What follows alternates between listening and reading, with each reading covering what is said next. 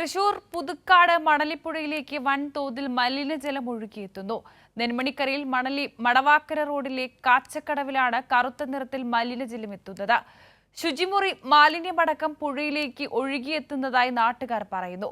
പുഴയിൽ മലിനജലം ഈ പ്രദേശത്തെ കിണറുകളിലെ ജലവും ഉപയോഗശൂന്യമാവുകയാണ്. പാലിയേക്കരയ്ക്കടുത്തുള്ള തലോർ കായൽ പരിസരത്തു നിന്നും ഒഴുകിയെത്തുന്ന മാലിന്യമാണ് മണലിപ്പുഴയെ നശിപ്പിക്കുന്നത്.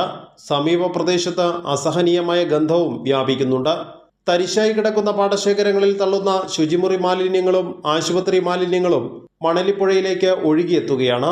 അസഹനീയമായ ദുർഗന്ധം മൂലം വീടുകളിൽ പോലും ഇരിക്കാൻ സാധിക്കാത്ത അവസ്ഥയാണെന്ന് നാട്ടുകാർ പറയുന്നു.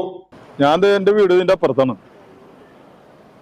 ഇവിടെ നമുക്ക് ഇരിക്കാനോ ഭക്ഷണം കഴിക്കാനോ പറ്റാത്തൊരു സാഹചര്യമാണ് ഇപ്പോൾ ഈ മണ്ണടിച്ചിട്ട്. ഇത് എന്തുകൊണ്ട് വരുന്നു എന്നുള്ളത് നമുക്കറിയില്ല. അത് അന്വേഷിക്കേണ്ട ആളുകൾ അന്വേഷിക്കട്ടെ. വെള്ളത്തിന്റെ പ്രശ്നം തന്നെയാണ്.